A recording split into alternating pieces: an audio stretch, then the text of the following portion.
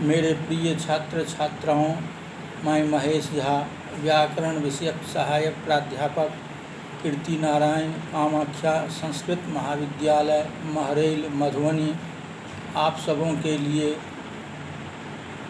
आवृत्ति हेतु पुनः व्याकरण सिद्धांत कौमुदी प्रथम भाग में आदि से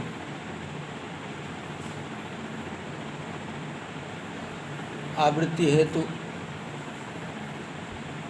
पाठ प्रस्तुत कर रहा हूँ। इसमें सर्वप्रथम मंगल श्लोक है, उसी से पाठ प्रारंभ कर रहा हूँ। मुनित्रयं नमस्कृत्य तदुक्ति परिभाव्य च वैयाकरण सिद्धांत कौमुदीयं विरच्यते। इसका अन्वय इस प्रकार है। मुनित्रयं नमस्कृत्य च तदुक्ति परिभाव्य यं वैयाकरण सिद्धांत कौमुदी मया विरच्यते। मुनित्रयम में षष्ठी समास है। मुनीनाम त्रयम मुनित्रयम, त्रयाणाम मुनीनाम समुदाय, पाणिनि कात्यायन पतंजलि।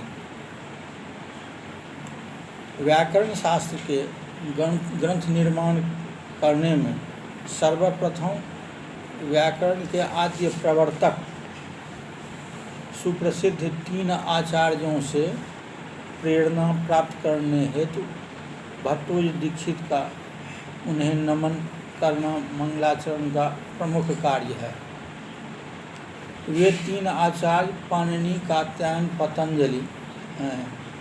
इन तीनों की रचनाएं क्रमशः सूत्र, वार्तिक तथा भाष्य कहलाती है। इसलिए ग्रंथकार का इन तीनों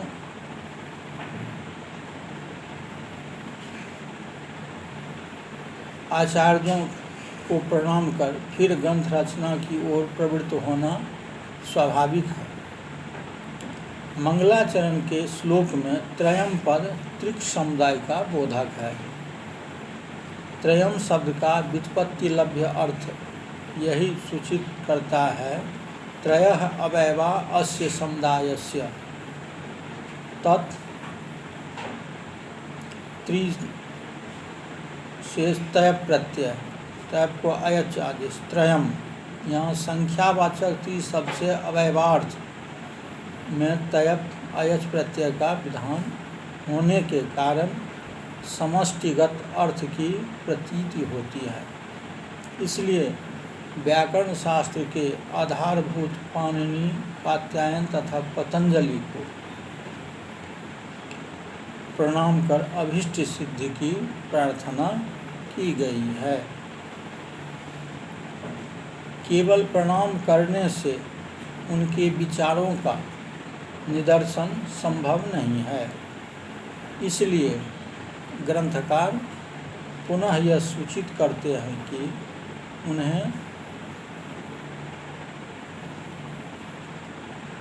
उन्होंने तीनों मुनियों की रचनाओं, सूत्र, वार्तिक एवं भाष्य का अच्छी तरह परिशीलन भी कर लिया है।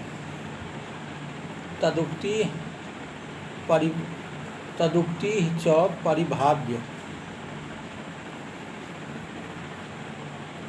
तदुक्ति परिभाव्य सम्यक विचार। कारण यह है कि ग्रंथावलोकन से उनके मतों एवं विचारों की समीक्षा संभव हो सकती है। उन्होंने यह घोषित कर दिया है कि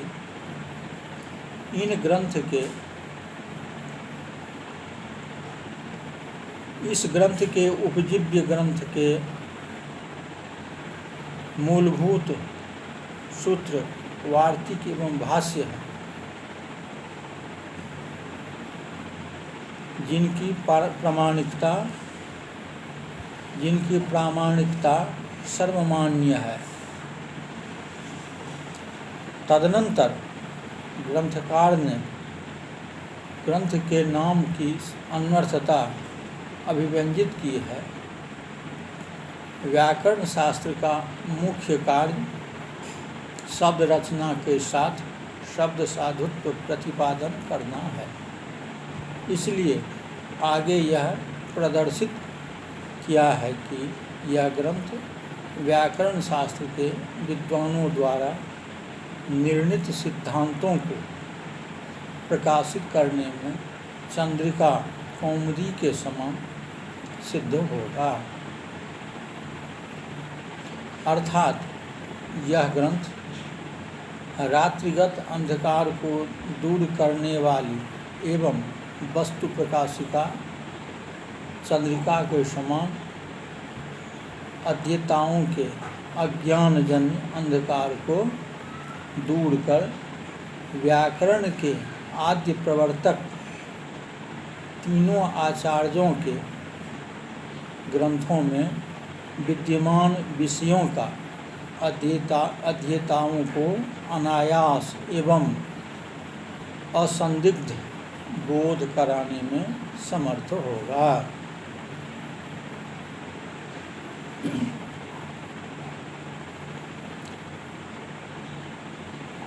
आरंभ के मंगलाचरण श्लोक में नमः पद के सानिध्य से मुनित्रयम में चतुर्थी विभक्ति की आशंका नहीं होनी चाहिए, क्योंकि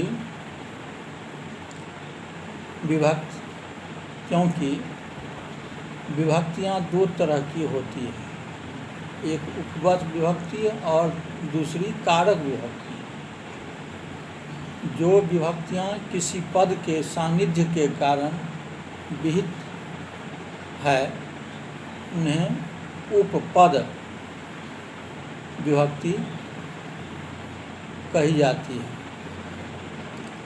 इसके अतिरिक्त क्रिया का आश्रय कर होने वाली विभक्ति कारक विभक्ति कहलाती है।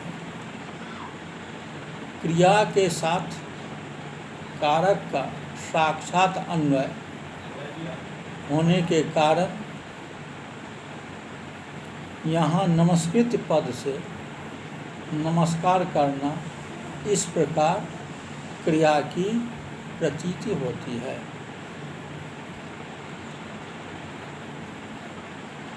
ग्रंथकर्ता भट्टोजी दीक्षित को वंदना करने में तीनों मुनि अभिष्ट होने के कारण मुनित्रयम में द्वितीया विभक्ति का प्रयोग समुचित है। इस तरह उपपद विभक्ति की अपेक्षा कारक विभक्ति का प्राधान्य सूचित किया गया है।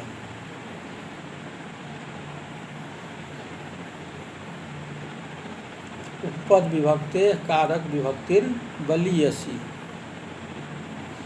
प्रयोगांतर निमित्ता विभक्ति उपपद विभक्ति प्रधानान्वय निमित्तक विभक्तित्व कारक विभक्ति क्रियार्थक कारक पदेन प्रधान्योपलक्षणात् प्रधान कार्ये च सर्वतो बलवत्वस्य गतिबुद्धि सूत्रे व्यवस्थापनात् तन्मूलिकेवेयं परिभाषा। यहाँ दूसरी शंका है परिभाव्य में। परिभाव्य शब्द के अर्थ के संबंध में यह कही जा सकती है कि अमरकोशकार ने परिभाव्य का अर्थ तिरस्कार, अनादरः परिभवः परिभावस्त्रयस्क्रिया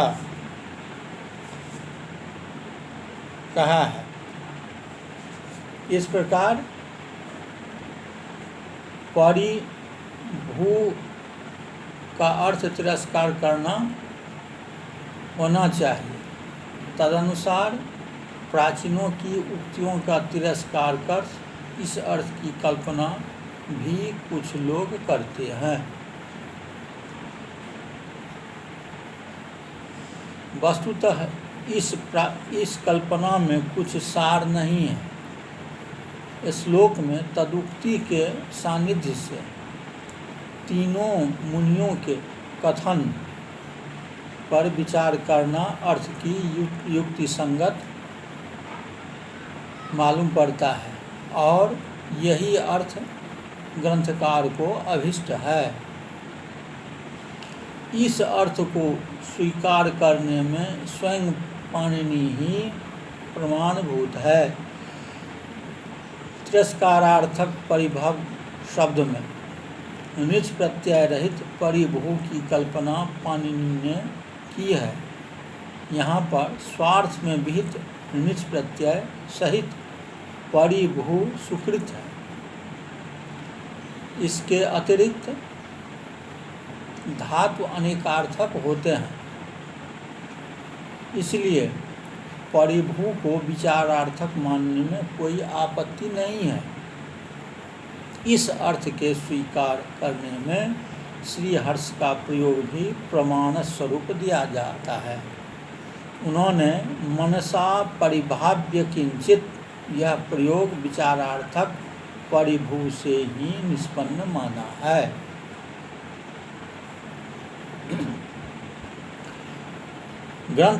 ग्रंथ रचना करने में समय अपेक्षित होता है, इसलिए ग्रंथकार के द्वारा प्रयुक्त इयम पद जिसका प्रयोग सामने रखी हुई है, वस्तुतः उसको अभिव्यंजित करने में किया जाता है, उचित प्रतीत नहीं होता। ग्रंथकार के हृदय में निहित विचारों का मूर्त रूप ग्रंथ अवश्य भविष्यत काल में प्रकट होगा, किंतु बुद्धिगत विचार उसके पूर्ववर्ती होने के कारण उनका वर्तमान काल में होना युक्तिसंगत है। इसलिए यह उक्ति इस दृष्टिकोण से उचित है। विरच्यते क्रिया वर्तमान काल में प्रयुक्त होने पर भी भविष्यत काल का बोध कराती है।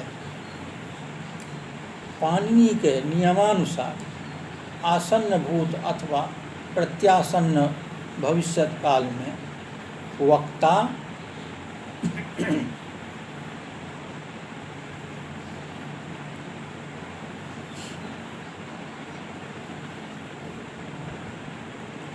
वर्तमान कालिक क्रिया का प्रयोग करने में स्वतंत्र हैं। वर्तमान सामीप्य, वर्तमान वदभाव, वर्तमान वदवाय, इस नियम से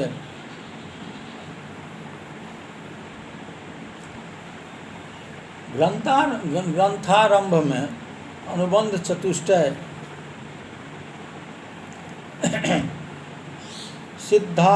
सिद्धार्थम सिद्ध संबंधम श्रोतुम श्रोता प्रवर्तते शास्त्रादो तीन वक्तव्य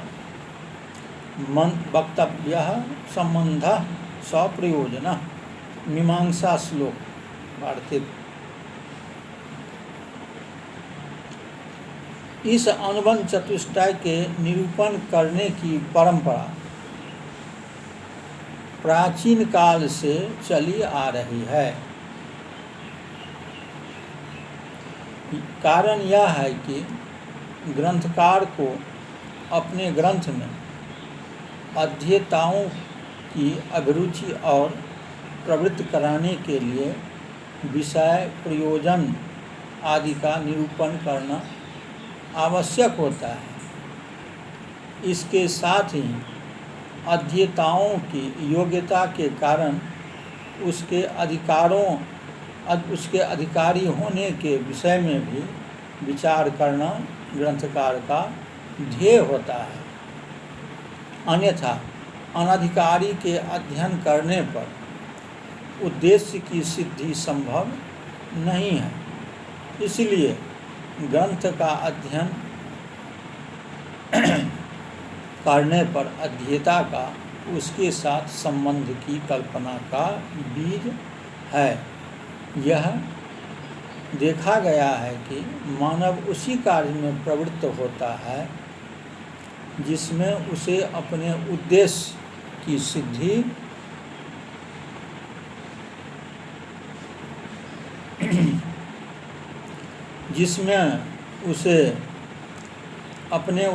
की सिद्धि में कल्पना सफलता मिले।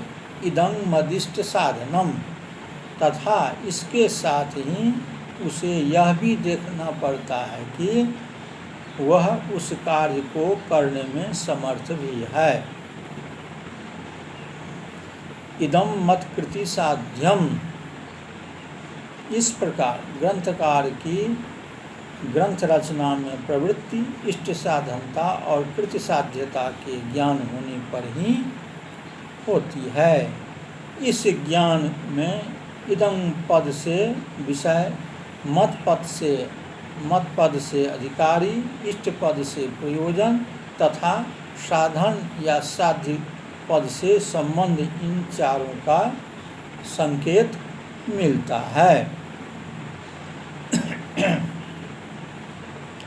इस प्रकार यह भाग अब समाप्त होता है।